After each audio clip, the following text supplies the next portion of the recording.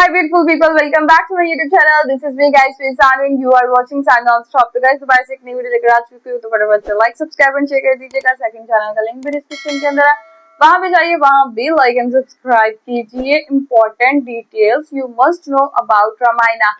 तो योगी बोलता है कि जानो कि ये वीडियो है और इम्पोर्टेंट डिटेल्स, बिकॉज ये मूवी जो है वो मुझे पसंद आ रही है और मैं रिलीज होगी अगर मतलब परमिशन होगी, जैसे दूसरे यूट्यूबर्स जो है वो वीडियो इसके ऊपर बनाते हैं, इसके सीन्स के ऊपर, तो इसके ऊपर भी लाजमी वीडियो बनाएंगे बिकॉज मेरा दिल कर रहा है इस मूवी को देखने को। तो लेट्स स्टार्ट द वीडियो। तो बेसिकली रामायण का ट्रेलर तो आ गया, लेकिन हमने बस उस ट्रेलर का रिव्यू किया था। आज कुछ एक डिटेल्स के बारे में भी बात करते हैं जो शायद आप लोगों ने मिस कर दिए हैं या आपके लिए बहुत इंपॉर्टेंट है। हेलो, मेरा नाम है योगी और हमारी मुलाकात बार बार होगी। तो सबसे पहले बहुत से लोगों का एक ये सवाल था कि इस ट्रेलर में हनुमान जी क्यों नहीं है। तो इसका सीधा आंसर ये है कि इस ट्रेलर में ना जामवन जी है, ना अंगद है, ना बाली या सुग्रीव है, ना नल नील। तो मेरे कहने का मतलब ये है कि हम सबको पता है कि रामायण 2 पार्ट्स में रिलीज होंगी। तो फर्स्ट पार्ट सिर्फ सीताहरण तक एंड जटायु रावण युद्ध तक ही सीमित रहेगा। एंड वैसे देखा जाए एंड अगर आपको पता हो तो रामायण में श्री हनुमान जी की एंट्री तब होती है जब वो हरण के बाद सीता माँ को ढूंढने निकल पड़ते हैं। एंड इसीलिए इस ट्रेलर में हनुमान जी को नहीं दिखाया गया, क्योंकि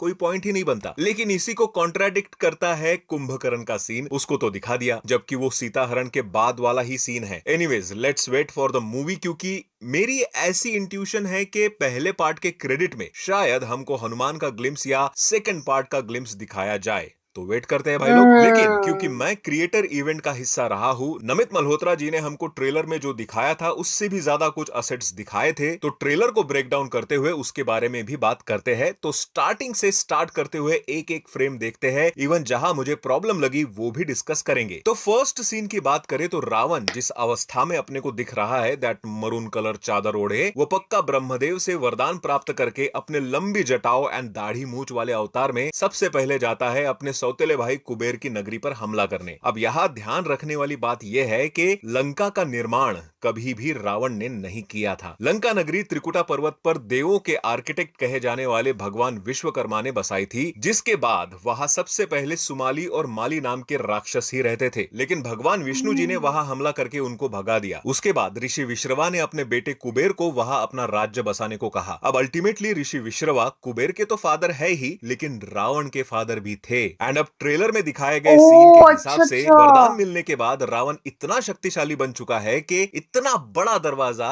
उसने अपने एक पैर के धक्के से तोड़ दिया। खोला भी नहीं, सीधा तोड़ दिया। अब यहाँ क्योंकि मैंने फ्रेम बाय फ्रेम देखा है तो एक प्रॉब्लम नजर आई है। इंपैक्ट के वक्त 2-3 फ्रेम्स के बाद वो दरवाजा टूट रहा है, 2-3-4-5 फ्रेम्स के बाद। एक्चुअली ये एक झटके में पता नहीं चलता, बट टेक्निकली थोड़ा सा रॉन्ग है। तो यहाँ परफेक्ट सेंस बनता है रावण की जटाओं को लेकर या बढ़े हुए दाढ़ी मूछ को लेकर। इवन अटेंशन टू डिटेल भी देख सकते हो आप कि रावण के गले में जनेऊ है, बिकॉज वो राक्षस भले ही हो लेकिन वो ब्राह्मण कुल से था। आगे जब रावण उस टूटे महल के बालकनी में आकर खड़ा होता है तो नीचे जो पब्लिक है वो देखने में उसकी राक्षस सेना लग तो रही है, लेकिन वो इतने ज्यादा संख्या में है कि चींटियों का झुंड लग रहा है। यहाँ एक और चीज आप नोटिस करोगे कि जो रावण का वॉक वाला सीन हमने टीजर में देखा था, वो सेम सीन इसमें है, लेकिन बिना पुष्पक विमान के। अच्छा, लंका जैसे रावण ने बनाई नहीं थी, वैसे ही पुष्पक विमान भी रावण का नहीं था, वो उसके भाई कुबेर का ही था, जो कुबेर को भी विश्वकर्मा ने दिया था। अगले शॉट में रावण ये क्लियर करता है कि अभी वरदान के बाद वो तीनों लोक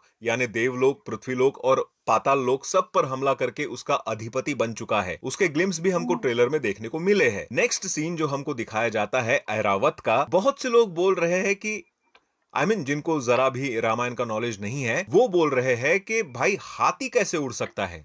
वाल्मीकि रामायण में इंद्र के वाहन यानी ऐरावत का डिस्क्रिप्शन वैसा ही है जैसा हमको इस ट्रेलर में दिखाया गया है। वो उड़ने वाला सफेद कलर का और 4 दांतों वाला प्राणी था, जिसको हाथियों का राजा भी कहा जाता था। लेकिन क्योंकि हर कोई पौराणिक कथाओं और उसके कैरेक्टर्स को अपने अपने तरीके से प्रेजेंट करने की कोशिश करता है, यहाँ I bet this is the best presentation of Airavat. और इसी लड़ाई में यू कैन फाइंड कि ऐरावत पर इंद्रदेव सवार है, जो ग्लिम्स में समझ में तो नहीं आते, लेकिन frame by frame and zoom करके देखोगे तो यू कैन फाइंड हिम आराम से। नेक्स्ट फ्रेम में एक राक्षस आपको वॉर हॉर्न बजाते हुए दिख रहा है। उस चीज को जो वो बजा रहा है उसको रणसिंघा या श्रुंग कहते हैं। जब भी युद्ध की घोषणा नरसिंगा। होती है तब श्रुंग को बजाया जाता है और ये कैरेक्टर जो श्रुंग बजा रहा है वो है राजा माली, और ये एक्चुअली रावण के नाना जी थे। मतलब सगे वाले नहीं, रावण के सगे नाना थे सुमाली और माली उनके भाई थे। आई मीन देख रहे हो कितना डीपर जाने की कोशिश हो रही है। रावण के मदर के फादर के भाई तक दिखा दिए गए हैं। वैसे माली का रोल यहाँ प्ले करने वाले हैं एक्टर चेतन हंसराज। आगे फ्रेम में देखोगे तो रावण जब ऐरावत को पंच मार रहा है तो वो हवा में उड़कर मारने से पहले अपने पेट एनिमल पर सवार था, जिसको हम आगे आने वाले सीन में भी देखते हैं जब रावण गुस्से में है उसके सामने। इस पेट एनिमल का नाम भी है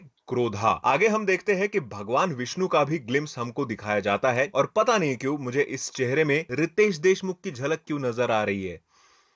हालांकि जहां तक मुझे पता है भगवान विष्णु का भी रोल रणबीर कपूर का ही होने वाला है, बट लेट्स सी, क्या पता शायद वीएफएक्स के बाद चेंज कर दिया जाए फेस, या शायद हमारे सबके फेवरेट सौरभ राज जैन को इस रोल को निभाने के लिए बुलाया उसके जाए, नाक क्योंकि की भाई शेप भी अभी भी रणवीर 3 जैसी महीने है। बाकी है, लेकिन उनके इस विश्वरूप के आगे कोई लेविटेट करते नजर आ रहा है। एंड मोस्ट प्रोबेबली वो इंद्रदेव होंगे जो रावण के अत्याचारों के बाद भगवान विष्णु से मदद मांगने गए होंगे। तब भगवान विष्णु उन्हें बताते हैं कि वो मनुष्य रूप में जन्म लेकर आएंगे। नेक्स्ट फ्रेम में हमें राजा दशरथ पुत्र प्राप्ति का यज्ञ करते नजर आ रहे हैं। जहां राइट कॉर्नर में देखोगे तो वो एक्टर शिशिर शर्मा है जो प्ले कर रहे हैं ऋषि वशिष्ठ का रोल, एंड लेफ्ट में बैठी है राजा दशरथ की तीनों रानियां। उसके बाद फर्स्ट ग्लिम्स आता है श्री राम का सिलुएट में, एंड उसके बाद हमको दिखाया जाता है अयोध्या का पूरा सीन। जहां अयोध्या कितनी बड़ी है वो तो दिखाया ही गया है, लेकिन राजा दशरथ अपने सभी पुत्रों के बारे में प्रजा को बता रहे हैं। जहां स्क्रीन के लेफ्ट में खड़ी है मां कौशल्या यानी श्री राम की माता, played by Indira Krishnan, and right में खड़ी है मां सुमित्रा, प्लेड बाय सोनल झा, जिनके 2 बेटे थे लक्ष्मण एंड शत्रुघ्न। तो ध्यान से देखोगे तो उनके हाथ में 2 बच्चे हैं। नेक्स्ट फिर डायरेक्ट बच्चे बड़े हो चुके हैं, एंड पहली बार हमको फुल फ्लेज श्री राम अपने ट्रेनिंग पीरियड में दिखते हैं, घोड़े पे सवार, आंखों पर पट्टी बांधे, चील ने फेंके हुए बेल पर एग्जैक्ट निशाना लगाते हुए। फिर नेक्स्ट फ्रेम में हम श्री राम को एक राक्षस से लड़ते हुए देखते हैं, और उस राक्षस का नाम है Subahu, which is played by Parminder Chadha.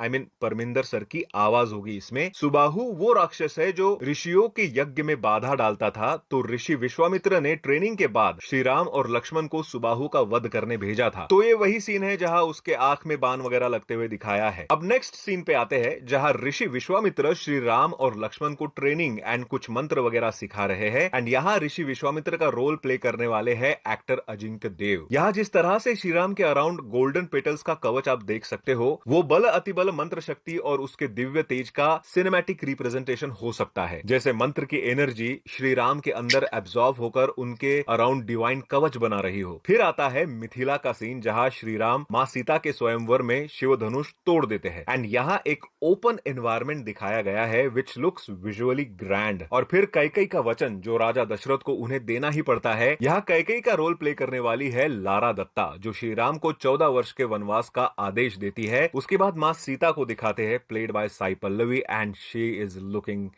Stunning. बस उनकी आवाज को डब करवा दो मेकर्स, मेहरबानी होगी। यहाँ हमको एक्चुअली सीन समझा दिया गया है कि मां सीता अब श्री राम की अर्धांगिनी बन चुकी है, एंड इसीलिए अपने भी वचन को पूरा करने वो श्री राम जी के साथ वनवास में जाएंगी। एंड वनवास पर जाते वक्त जब रथ का सीन है तो रणबीर की आंखों में जो आंसू है एंड उस आंसू में वो लाइट्स वगैरह दिख रही है, इट्स मेस्मराइजिंग शॉट भाई। एक्टिंग वाइज भी एंड अपने पेन को दिखाने वाले पर्सपेक्टिव के भी हिसाब से रणबीर कपूर ने जान डाल दी है कि उनको अपने प्रजा को छोड़ते वक्त लेकिन अपने पिता के वचन का पालन भी करना है। आगे हम एंट्री देखते हैं शूर्पणखा की, प्लेड बाय रकुल प्रीत, जो अपने आप को जनस्थान की राजकुमारी बोल रही है। पुराणों के अनुसार जनस्थान में रावण की बहन शूर्पणखा रहती थी, और जनस्थान दंडकारण्य का एक हिस्सा था जहां रावण की राक्षस सेना भी तैनात थी। 100-500 नहीं, पूरे 14,000 सैनिक थे वहां। एंड जब लक्ष्मण शूर्पणखा का नाक कान काटता है तो वो डायरेक्ट रावण के पास नहीं जाती, वो पहले जनस्थान में अपने बेस पर जाकर राक्षसों से राम लक्ष्मण पर हमला करवाती है, एंड उस हमले में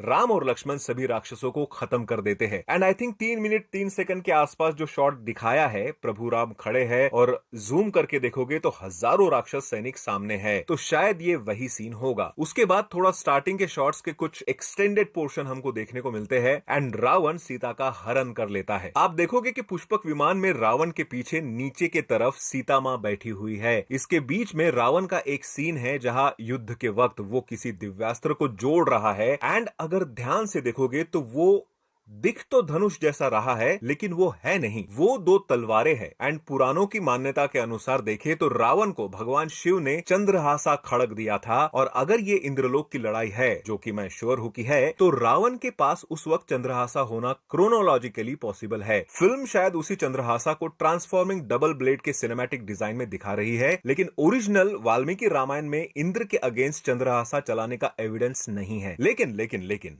now we get the first visual of lord Parashuram and मैंने एक्चुअली उनका फेस देखा था जब मैं क्रिएटर इवेंट में गया था। यहाँ उनका झुका हुआ फेस दिखाया जा रहा है एंड परशुराम जी का भी रोल रणबीर ही करने वाले हैं। यहाँ वो श्री राम को अपना एक दिव्यास्त्र वैष्णो धनुष गिफ्ट करते हैं, जिसको स्क्रिप्चर्स में शारंगा भी कहा गया है, जो हमको ट्रेलर में दिखाई भी दे रहा है। इसके बाद आता है एक ऐसा सीन जो शायद रामायण पार्ट 1 का क्लाइमैक्स सीन भी हो सकता है, जटायु एंड रावण युद्ध। यहाँ जटायु को अनुपम खेर जी आवाज देने वाले हैं एंड जिस तरह के विजुअल्स हमको दिखाए जा रहे हैं, भाई एपिक होने वाला है ये सीन। और मैं ये सिर्फ विजुअल एस्पेक्ट से नहीं बोल रहा। जटायु रामायण के सिर्फ एक सपोर्टिंग कैरेक्टर नहीं, बल्कि सीता हरण के बाद श्री राम को रावण तक पहुंचाने वाली पहली इंपॉर्टेंट कड़ी है। उनका कैरेक्टर बताता है कि धर्म के लिए लड़ने में जीत से ज्यादा इंपॉर्टेंट है गलत के सामने खड़े होना। आगे कुछ एक सीन्स फटाफट दिखाए जाते हैं जहां वनवास के वक्त भरत श्री राम को मिलने आते हैं, तो वहां लाइन से अगर देखे तो मां सीता, श्री राम, भरत,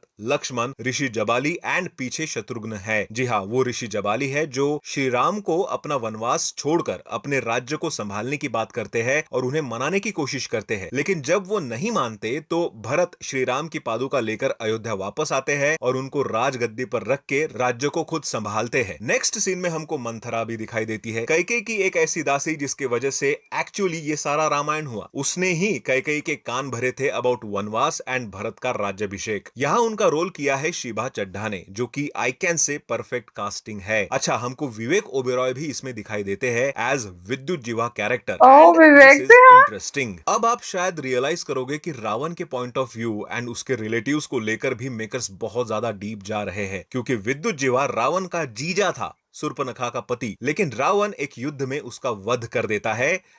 क्यों, बताता हूं ना। अब यहाँ तो प्रॉपर दोनों का युद्ध होते हुए दिखाया है, मे बी क्रिएटिव लिबर्टी लेकिन रामायण के डिपिक्शन के हिसाब से रावण ने कालकिया दानवों के खिलाफ युद्ध किया था, जो रावण की राइवलरी क्लैन थी, और विद्युत जीवा उन्हीं की तरफ से लड़ रहा था। युद्ध के जोश में रावण जो सामने आए उसे मारते जा रहा था और विद्युत जीवा उसके हाथों एक्सीडेंटली मारा गया। शूर्पणखा ने रावण से यह भी कहा था कि तुम मेरे भाई होकर भी मुझे विधवा बना गए। उसके बाद अपनी गलती मानकर रावण ने शूर्पणखा को दंडकारण्य भेज के जनस्थान की राजकुमारी बना दिया था। अच्छा, उसके बाद जो मां सीता का शॉट है तलवार घुमाने वाला, वो ये भी दिखाता है कि मां सीता शादी से पहले एक योद्धा की तरह सारे पैतरे भी जानती थी। She was a warrior. अच्छा, मारीच का भी अहम रोल है इसमें, रावण के मामा का रोल, जो अपने आप को एक गोल्डन हिरन में बदल देते हैं। यहाँ वो रोल प्ले कर रहे हैं talented actor Saurabh Sachdeva. Next एक सीन में हम भोपू बजाकर कुंभकर्ण को जगाने वाला सीन भी देखते हैं। यस, वो कुंभकर्ण को ही उठा रहे हैं। राइट कॉर्नर में आप बड़ा सा पैर देख सकते हो।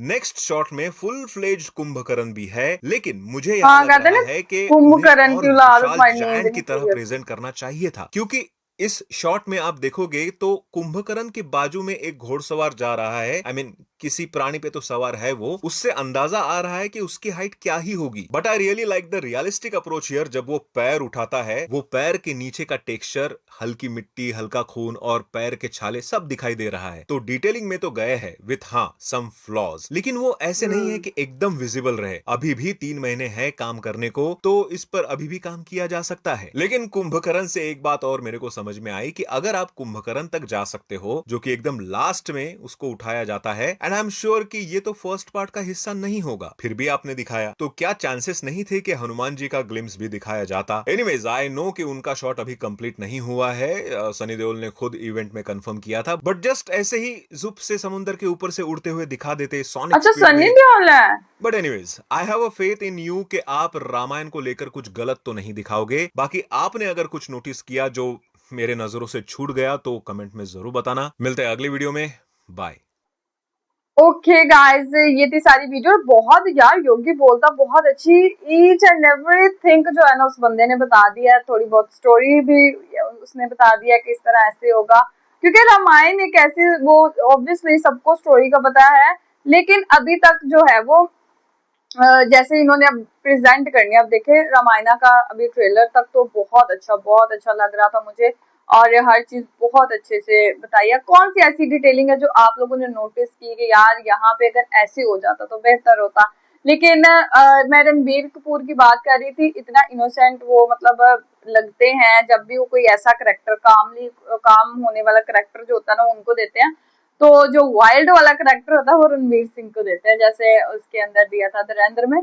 तो लेकिन इधर जो है ना, इधर कुछ लोग ऐसे कह रहे थे कि इधर भी रणवीर सिंह को डाल देते, लेकिन नहीं यार, इधर उस हिसाब से रणवीर सिंह अच्छे ना लगते जिस हिसाब से रणबीर कपूर अच्छे लग रहे हैं।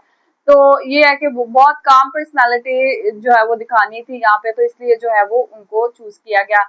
और उसके बाद सारी डिटेलिंग अच्छी। अच्छा, मुझे आज पता चला कि सनी देओल भी इसके अंदर होंगे। वो जो है वो करेक्टर अपना एक अलग से लेकर आएंगे, हनुमान का करेक्टर। तो वो अभी नहीं दिखाया है। इसके 2 पार्ट्स होंगे, तो फर्स्ट पार्ट के अंदर कुछ लोग होंगे, कुछ सेकंड पार्ट के अंदर होंगे, तो वनवास जाने के बाद का पार्ट भी होगा। तो ये सारी चीजें जो है वो इंटरटेनिंग और एक्साइटिंग लग रही है कि यार जब मतलब देखेंगे इसको एज ए पिक्चर देखेंगे या एक स्टोरी हमारे सामने आएगी, तो वो ज्यादा अच्छे से बंदा विजुअलाइज करता है। एक चीज आप लोगों ने किसी से सुनी रामायण की स्टोरी, तो वो उस हिसाब से शायद आपको अच्छी ना लगे, आप उससे कनेक्ट ना कर पाओ। हाँ ठीक है, एक स्टोरी, लेकिन जब आप किसी चीज को अपनी आंखों से होता देखते हो ना, तो आप विजुअलाइज उन चीजों को कर रहे होते हो, तो आप कनेक्ट कर पाते हो, आप अच्छे से, आपको चीजें समझ आती है, आप इंटरेस्ट उस चीज के ऊपर लेते हो। तो ये मूवी जो है ना, आई थिंक सो ये बहुत अच्छी होने वाली है। बिकॉज अगर मतलब जैसे योगी बोलता है, वो बोल रहा था कि अगर आपने जिस तरह से अभी दिखाया है, इसके अंदर कुछ है फ्लॉज, अगर आप उसको उस तरह से दिखा पाएंगे तो अच्छा लगेगा, लेकिन पिछली रामायण की तरह ना हो जाए। क्योंकि पहले भी एक मूवी बनी थी, तो वो जिसके अंदर सैफ अली खान को जो है वो दिखाया गया था, तो वो इतनी अच्छी नहीं, उन्होंने बोला कि बहुत ही जैसे कार्टून मूवी टाइप बना दी। लेकिन ये मुझे कार्टून मूवी नहीं लग रही, ये मुझे बहुत अच्छी लग रही है। और इसका जो है ना, मुझे वीएफएक्स और ये सारी चीजें, सिनेमैटिक शॉट्स लाइक पूरे तरीके से 10 on 10 है यार। तो डिटेलिंग, हाँ ऑब्वियसली कई चीजों, जो इन चीजों को कीनली देखते हैं और सारी चीजों को ऑब्जर्व करते हैं, तो उनको थोड़ा बहुत लगता है कि इसके अंदर कुछ चीजें हैं। अब ट्रेलर 3 माह पहले उन्होंने क्यों रिलीज किया? इसीलिए कि अगर कुछ इसमें प्रॉब्लम होगी, कोई इसके अंदर डिटेलिंग हमें और ऐड करनी होगी, कोई चीज मिस होगी, तो हम उसको बेहतर कर पाएंगे। बिकॉज मैं पहले ही बता चुकी हूँ, धुरंधर के बाद अगर कोई मूवी अब आएगी ना, तो उसको थोड़ा सा जो है वो लोग कहेंगे कि नहीं ऐसे नहीं ऐसे, लेकिन ये टोटली एक चीज डिफरेंट है। ये वो उस टाइप की मूवी नहीं है, ये स्पाई वाली मूवी नहीं है, या ये वो मूवी नहीं है। ये लोगों के इसके साथ जो है इमोशंस कनेक्ट है रामायण के साथ, लोगों के मतलब आप क्या कह सकते हैं कि वो एक रिलीजियस एलिमेंट भी साथ ऐड है ना, तो लोग इसको अच्छे से देखेंगे, इसको अच्छे से जो है वो ऑब्जर्व करेंगे। और वाल्मीकि रामायण, मुझे कल मैं कमेंट्स पढ़ती हूँ आप लोगों के, तो मुझे उसमें किसी ने कहा था कि वही सही रामायण है, बाकी तो मतलब कॉपी वगैरह की होती है, तो इन्होंने अपने अंदर से एलिमेंट्स अंदर डाल देते हैं। तो वाल्मीकि रामायण से अगर लिए तो ऑब्वियसली मैं इसको जरूर देखूंगी। अगर ये पाकिस्तान के अंदर तो नहीं चलती मूवीज, और फिर इधर उधर वेबसाइट्स वगैरह से देखनी पड़ती है, लेकिन अगर ओटीटी पे अगर आ जाती है तो फिर तो लाजमी देखेंगे। तो गाइस, आप लोगों का क्या कहना है? जो comment, like, subscribe and share कीजिए। चलिए गाइस, मिलते हैं आपको नेक्स्ट वीडियो के अंदर। बाय।